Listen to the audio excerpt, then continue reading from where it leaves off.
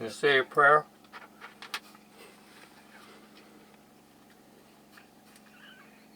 Are you going to say it?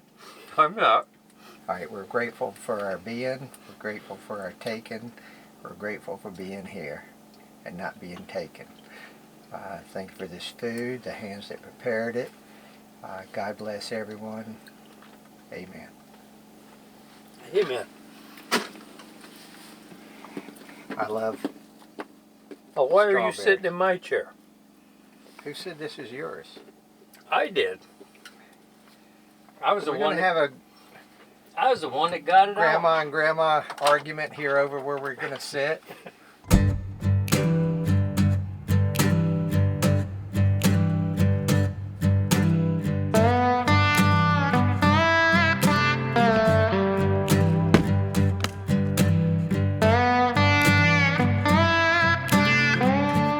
Yeah, he's just a maniac when it comes to fishing. This guy fishes more than anybody out there, including myself. Pete is somebody you're able to just put anywhere in any ecosystem and he'll figure out how to catch fish there, and he's probably going to figure out how to catch fish better than you can.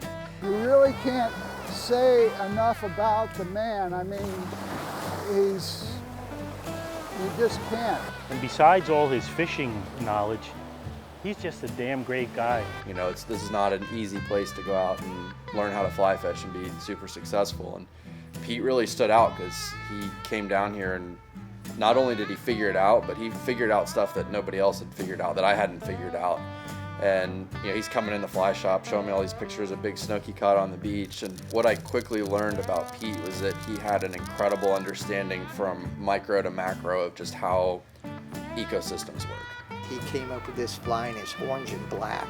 First time he showed it to me, I'm like, and what are you targeting with that? I actually thought he was losing his mind or getting into some kind of older age type of mental problems. And I'm like, what are you going to call him? He's like, I have no idea. And I didn't either, because the only thing I could think of was don't use it for a name. And so our mutual friend, Bob Brooks, when he showed it to Bob, he felt the same way I did. He thought that was the ugliest thing that he'd ever seen. And so he just took a play on words with Pete's last name, and he's like, that thing's ugly, so I think we ought to call it the Squuggly. And so hence the Squuggly came about, and it has caught pretty much everything on it. All my friends fish and hunt, and they've all got all kinds of tools that they use to help him out. He's the only one that uses Microsoft Excel as a fishing tool. I don't know anybody else that uses Excel for fishing. And what I have here now, in just about 11 years that I've been keeping this data here, what I've got is about 3,000 trips that I've logged, and we're pushing 26,000 fish that I've logged in that 3,000 trips. Pre-red tide, I was catching snook at a rate of 3.5 fish per day. For the 18 months after the red tide, even though I was fishing at the same rates, I was catching snook at a rate that was about a tenth of a fish per day. So a very dramatic drop over that next 6 month period. It's even more valuable when you're a biologist and you look at it and say, what the hell happened to these fish? And then when I look at that and compare it with water quality, I can have a definite tie-in that when you get bad water quality coming out of Lake Okeechobee and very low salinity levels in Pine Island Sound, those fish that use the grass beds disappear. So. And from a fishing standpoint, I was looking at why are there fish and why aren't there fish and what's out there. And it was in 2014, 2012, 2014, there were some real big discharges out of Lake Okeechobee that really mucked up the beach. the seagrass just died and disappeared. 90% of the seagrass where I was fishing was gone the next year. And that got me interested in the whole history of what was going on, and that's when I looked into it and saw what the story of the Caloosahatchee River was, and the Everglades and Lake Okeechobee, and how this has all been artificially engineered by people to develop the country. Still got this fish on here in a minute. Oh, got off. That was another good snook. Anyway. And I remember specifically one fall out off Sanibel off the beach. Pete's telling me about Everglades restoration and the politics behind it and the corruption behind it. You know, like there's tarpon all around us. Like I'm trying to get set up on them, and I just, you know, I remember just like, Pete, I don't want to talk about it. I want to catch these fish. And it was like that for a while. You know, he would bring it up. He would educate and try to make me aware of this situation that I should have cared about. I mean, I was at the time, I don't know, 22 years old, 23 years old. Pete just kept bringing it up every time we'd fish. You know, he would find a way to try to weave that into the conversation. And then 3 years later, not even 2.5 years later, in the winter, like January, February of 2016, we start getting all this rain and they start dumping from the lake. And it just felt like the whole fishery was collapsing right there before your eyes. For weeks now, the Army Corps of Engineers has been draining billions of gallons of murky water into the Caloosahatchee. Charter boat captains can't find any customers. Daniel Andrews is a charter boat captain from the west coast of Florida. We're seeing it on the front lines, but this will spread. You know, the hotels and all the tourism industry. People, when they come here and see this, they're not going to want to come back. 2018 red tide decimated our beaches, killing tens of thousands of animals. Now researchers are working to find out how much of those deadly toxins impacted our health.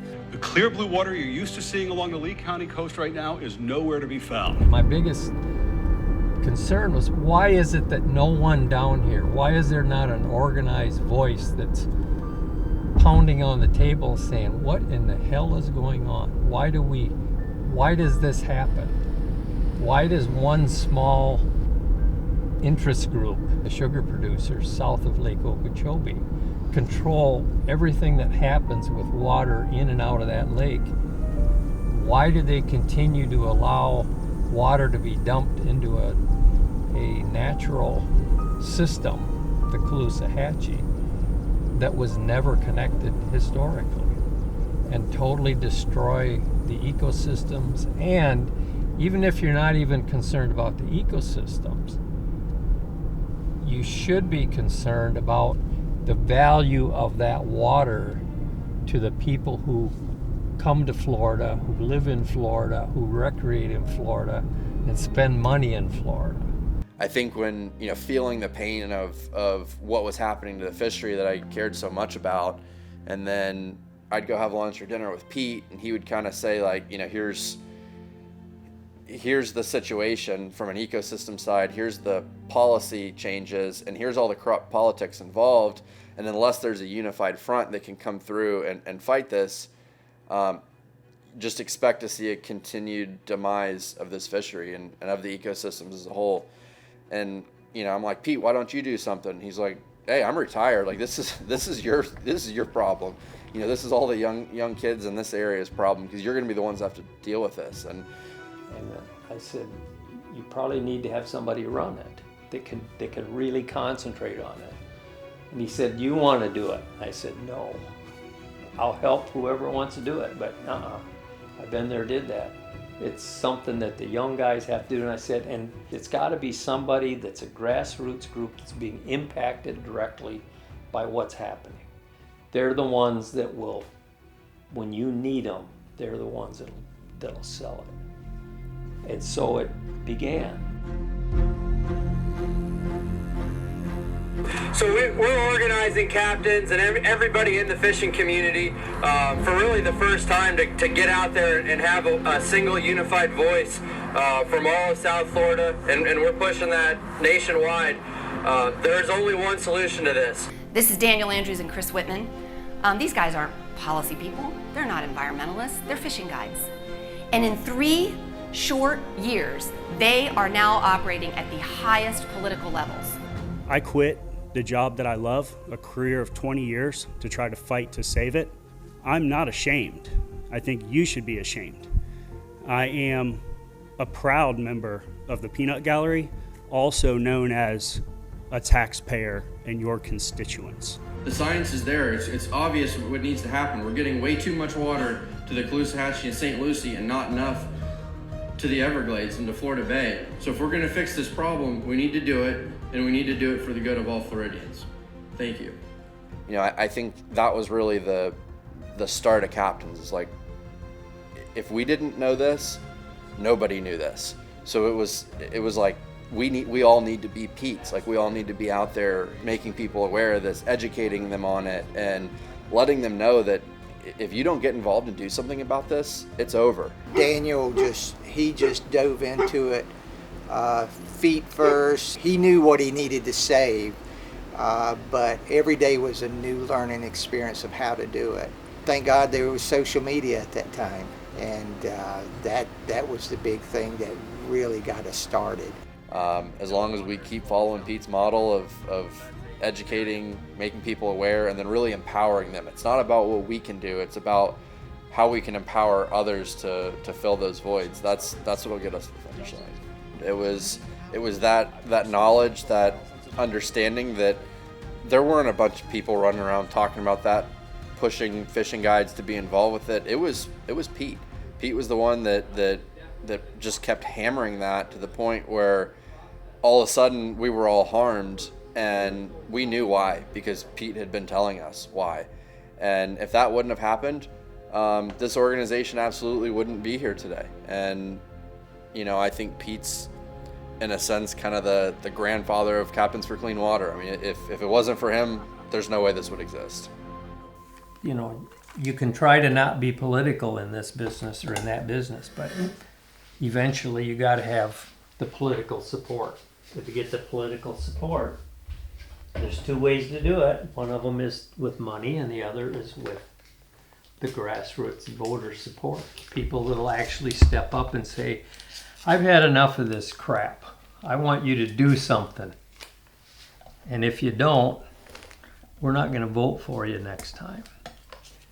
And be serious. And that's what's happening now. So hopefully it will work good. Get everything you think?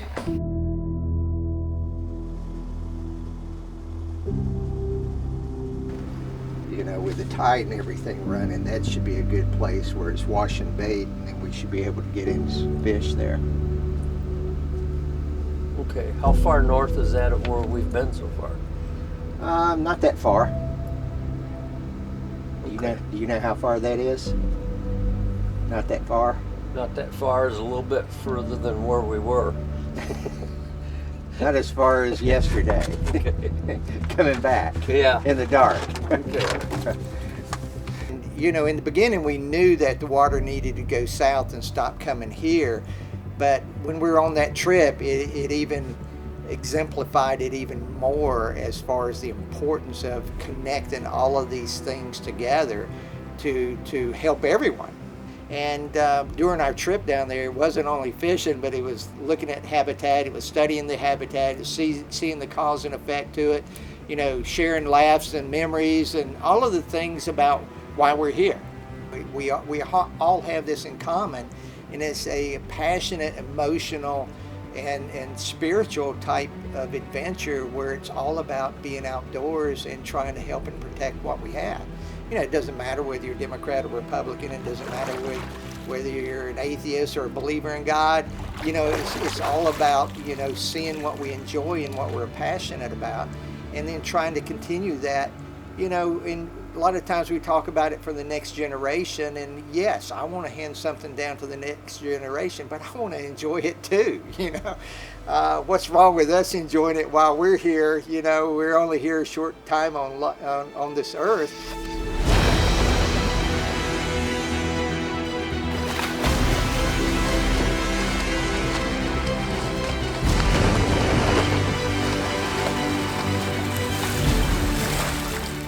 people who know about the Everglades know it's this big swamp. It's a big wilderness down there, and it's full of alligators and crocodiles. That's what people envision the Everglades as. But they don't understand, and they won't understand. It's like a lot of the national parks, why Yellowstone and the Tetons and that, why those were set aside. People didn't understand what they were, but the folks that wanted to protect them were able to sell that to the general public and to the politicians and say, let's do this.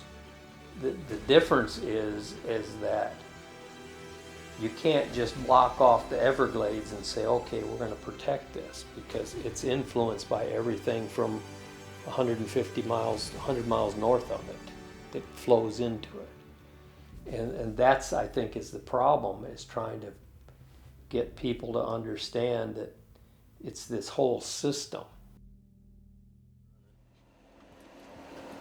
Right? Put the rug down. I guess. Get out of the way, Grandma. If it was anybody else, I'd say, no, we don't need the goddamn rug back, but I know after living with my wife as much as I have, that it has to be done or it won't work.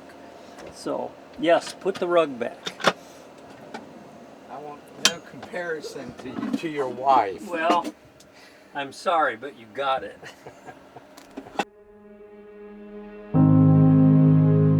You know, the fishing was one thing that we both enjoyed and loved, and so that got us to where it was like a special friendship. Nice fish. Look at this one. But Pete was there for me during some dark times.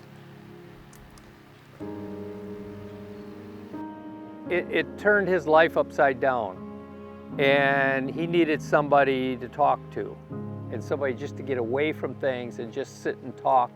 And we did a lot of talks on the boat, out in the mangroves, just with a power pole down, just sitting there, eating snacks, eating lunch, just talking about life and how things need to be changed, you know, for life to go on and things to continue. That's when you find out who's your true friends. So he guided me through those dark times. And so that's when you go and say, well, this guy's special. This guy is truly a once-in-a-lifetime find as far as a friend that's not family. And so it showed me that he wasn't only my smartest friend, but he was also a very special and compassionate friend. We were fishing just to be able to get out and talk about what was going on and things in our own personal lives that we needed to work out.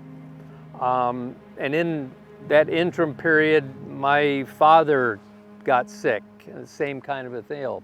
My dad passed away. So we had we shared some really tough times together.